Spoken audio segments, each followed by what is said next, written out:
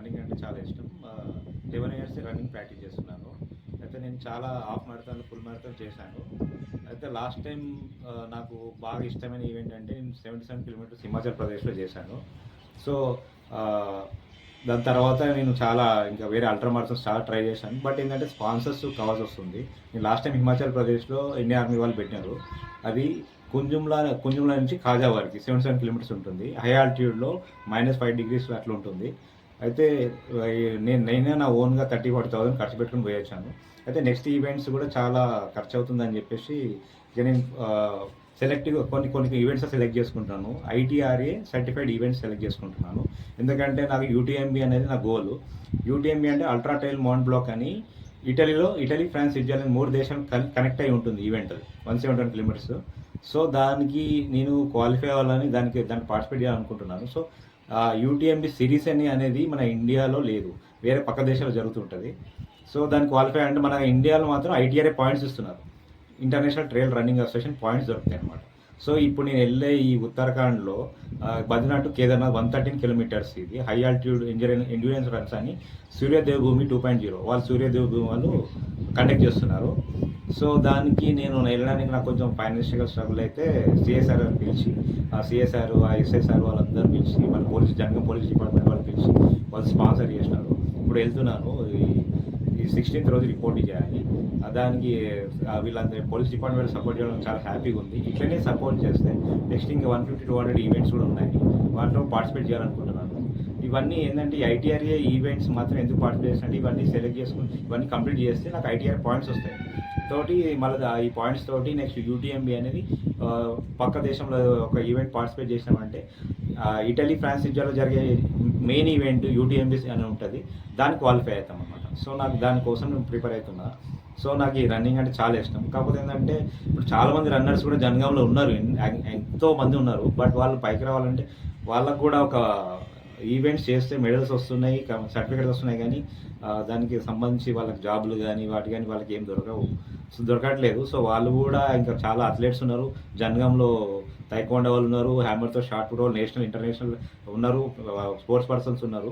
So, మనకి ఏంటంటే main ఇక్కడ స్పోర్ట్స్ కొంచెం ఎంకరేజ్మెంట్ కావాలి. ఇప్పుడు ఎట్లయితే సిఎస్ఆర్ దగ్గరుండి ఇట్లా అయితే మనం ఎంకరేజ్ చేస్తున్నారో, సో మిగతా చాలా ఇట్లాంటి వాళ్ళ రన్నర్స్ని కానీ ఇంకా మనం పైకి తీసుకురావాలనుకుంటే కొంచెం గవర్నమెంట్ కూడా దీని మీద దృష్టి పెడితే బాగుంటుంది అనుకుంటున్నాను. ఎందుకంటే మాకు ఈ ప్రతి ఈవెంట్ పోయి రావాలంటే మాకు ఎంతో అకామిడేషన్ అక్కడ ఛార్జెస్ కానీ, ట్రావెలింగ్ ఛార్జెస్ కానీ, స్టేయింగ్, అకాడమిషన్ చాలా ఖర్చు అవుతుంది. సో, మేము ఇంకా మంచి ఈవెంట్స్ పార్టిసిపేట్ చేయాలంటే ఈ మెయిన్గా ఏంటంటే ఈ రిజిస్ట్రేషన్ ఫీజు కూడా ఉంటాయి. ఇప్పుడు నేను పోయే ఈ ఉత్తరాఖండ్లో ఈ బద్రీనాథ్ టు కేదార్‌నాథ్ 113 కిలోమీటర్స్ ఈవెంట్‌కి రిజిస్ట్రేషన్ ఫీజే 10,000 ఉంది. నెక్స్ట్ ఇంకా ఈవెంట్ ఉంది లడఖ్లో సిల్క్ రూట్ అని ఉంటుంది. అది 122 కిలోమీటర్స్ ఉంటుంది. దానికి నియర్లీ 15,000-18,000 రిజిస్ట్రేషన్ ఫీజే ఉంది. సో, ఈ ఫీజులు కట్టి మనము పార్టిసిపేట్ చేయాలి.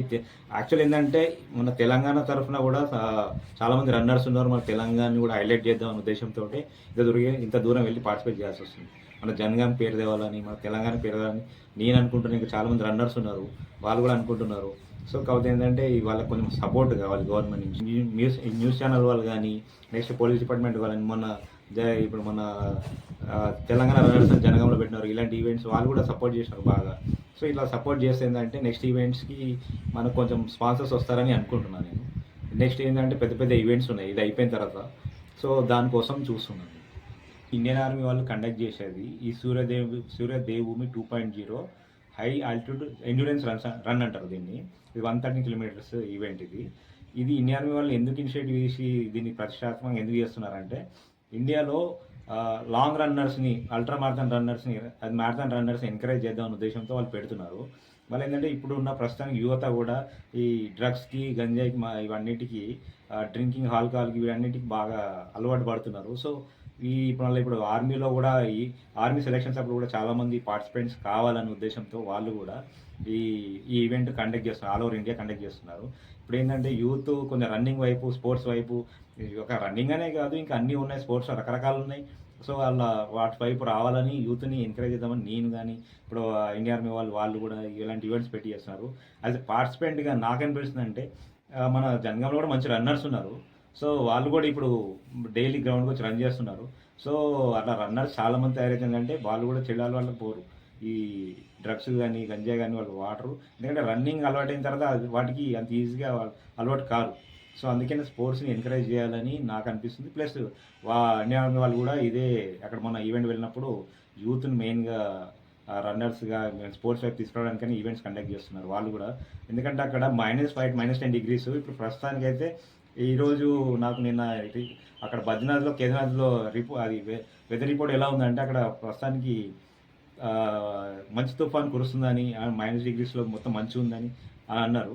అంతా ఆ ఏరియాలో కూడా ఎందుకు అంత టఫ్ కండక్ట్ చేస్తున్నారంటే నెక్స్ట్ ఈ పెద్ద పెద్ద ఈవెంట్స్ ఫారిన్లో జరిగేవి టఫ్ ఉంటాయి, చాలా టఫ్ ఉంటాయి events, ultra trail running events. So అందుకనే ఇప్పుడు ఇది నెక్స్ట్ ఇంకా మన రాజస్థాన్లో కూడా మన రాజస్థాన్లో ఒక డెజర్ట్లో అల్ట్రా బీస్ట్ ఈవెంట్ అని ఉంటుంది. అది కూడా ఎడారిలో ఉరకాలి. అంటే మన ట్రైల్ రన్నర్స్ ఎలా ఉండాలంటే ఎండలో కానీ వానలో కానీ మంచులో కానీ అన్నిటికీ తెగించి రన్ చేసి ఉండేటట్టు ఉండాలి. అలా తీర్చిదిద్దుతున్నారు అనమాట. సో ఈ ఈవెంట్స్ అనేవి అలా అల్ట్రా రన్నర్స్ని అంత స్ట్రాంగ్ చేస్తుంటాయి. సో యూత్ కూడా వీటికి రన్నింగ్కి ఇంట్రెస్ట్ చూపిస్తే ఈ చెడు అలవాటు ఆటోమేటిక్గా అవి దూరం అవుతాయి. సో ఈ అల్ట్రా రన్నింగ్ ఈవెంట్ వల్ల చాలామంది యూత్ అయితే అక్కడ ఇప్పుడు ఆల్ ఓవర్ ఇండియాలో కొంతమందే ఉన్నారు. ఐ మీన్ ఒక కనీసం 1000 మంది అన్నా, 1000 మంది, 2000 మంది, 10,000 మంది ఉంటే ఒక యూటీఎంబీ సిరీస్ అనేది ఇండియాలో పెట్టడానికి అవకాశం ఉంటుంది. సో ఇప్పుడు యూటీఎంబీ సిరీస్ అనేది ఇండియాలో అవైలబుల్ లేదు. సో ఐటీఆర్ఏ పాయింట్స్ ఒకటే ఒక మార్గం ఉంది. సో మనం ఏంటంటే ట్రైల్ రన్నర్స్ ఇంకా చాలా ఎదగాలి ఆల్ ఓవర్ ఇండియాలో. నువ్వు దగ్గర ఆల్మోస్ట్ 140-150 crores ఇండియా జనాభా ఉంటే అమెరికా వాళ్ళు వచ్చి 40 crores ఉన్నారు. కానీ వాళ్ళకి మెడల్స్ ఒలింపిక్స్లో ఆల్మోస్ట్ 1000 దగ్గర 500 నుంచి 1000 మధ్యలో వెళ్ళిపోయినాయి. కానీ మన ఇండియాలో మాత్రం గోల్డ్ మెడల్ కానీ, సిల్వర్ మెడల్, బ్రాంజ్ మెడల్ కానీ వెళ్ళి చూసినా 50 దాటలేదు. అంటే ఇంత జనాభా ఉండి మనము మెడల్ సాధించలేకపోతున్నాం. వాళ్ళ అప్రాక్స్గా 45 crores మాత్రమే జనాభా. మనది ఆల్మోస్ట్ 150 crores జనాభా.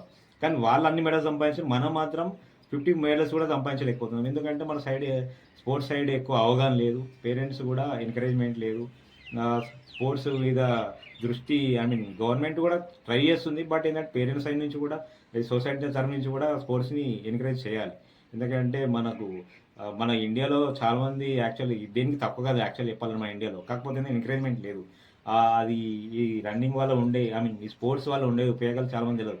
అసలు ఒలింపిక్స్ ఎన్ని టైప్స్ ఆఫ్ స్పోర్ట్స్ ఉన్నాయో చాలామంది తెలియదు. సో ఇవన్నీ అన్ని స్కూళ్ళలో కూడా చెప్తే బాగుంటుంది. స్పోర్ట్స్ మీద అవగాహన పెంచాలి. ఇప్పుడు 150 కోట్ల మంది అంటే కనీసం ఒక స్టేట్లో 3-4 కోట్ల మంది జనాభా ఉంటారు.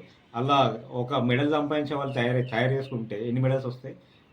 150 కోట్లలో కోటికి 10 కోట్ల ఒకటి సంపాదించినా కానీ 10 మెడల్స్ వస్తుంటాయి. అట్లా మనం ఏం చేయాలంటే ఒలింపిక్ మెడల్ రావాలంటే ఫస్ట్ విలేజ్లో నుంచి, మండలం నుంచి, డిస్టిక్లో నుంచి మనం ఎంకరేజ్ చేయాలి. సో దీనివల్ల మన యూత్ కూడా పెడదారులు పట్టకుండా మంచిగా రన్నింగ్ వైపు కానీ, ఇంకా రెజ్లింగ్ కానీ, ఇంకా హ్యామర్తో షార్ట్ పుట్లు కానీ, జాలింగ్ త్రో కానీ, మన నీరజ్ చోప్రా ఇట్లా గోల్డ్ మెడల్ సంపాదించడం జాలింగ్ త్రో కానీ, ఇప్పుడు పీవీ సింధు లాగా షటిల్ కానీ, బ్యాడ్మింటన్ కానీ ఇలాంటివన్నీ ఎంకరేజ్ చేస్తే మన యూత్ కూడా నెక్స్ట్ ఏంటంటే మనం ఒలింపిక్స్లో టాప్ అవ్వడానికి ఛాన్సెస్ ఉంటాయి. సో నేను ఏమనుకుంటా అంటే ప్లీజ్ ఎంకరేజ్ చేయండి యూత్ని, స్పోర్ట్స్ వైపు ఎంకరేజ్ చేయండి, వాళ్ళకు కూడా సపోర్ట్ చేయండి. ఇంకా మెడల్స్, సర్టిఫికేట్స్ ఉన్నంత మాత్రాన మనీ ఒక్కటే వస్తలేవు అని చెప్పేసి మీరు వాళ్ళని ఎంకరేజ్ చేయట్లేరు. సర్టిఫికేట్ మెడల్స్ వచ్చినాయి. మొన్న లాస్ట్ టైం 77 కిలోమీటర్ ఉరికిన మెడల్ సర్టిఫికేట్ ఉంది, కానీ దాంతో ₹1 ఏం లేదు. నీకు రూపాయి ఏమైనా వచ్చిందా? నేనే రివర్స్ 40,000 ఆల్మోస్ట్ 40,000 అప్రాక్స్ పెట్టి ఖర్చు పెట్టి పోయి వచ్చిన. కానీ ఏమైందంటే దానికి వాల్యూ లేకుండా జనాలు కొందరు అన్నారు. సో నాకు అది బాధ అనిపించింది. సో అలా చేస్తే కొంచెం నాకన్నా కానీ ఇప్పుడు వచ్చే పిల్లలు ఉంటారు, వాళ్ళకి ఎంకరేజ్ చేయండి. కొంచెం సపోర్ట్ ఇస్తే, గవర్నమెంట్ కూడా కొంచెం ఫైనాన్షియల్ సపోర్ట్ ఇస్తే ఇంకా చాలామంది అల్ట్రామarathon రన్నర్స్ కానీ మన డిస్ట్రిక్ట్ నుంచి, స్టేట్ నుంచి చాలామంది వస్తారు.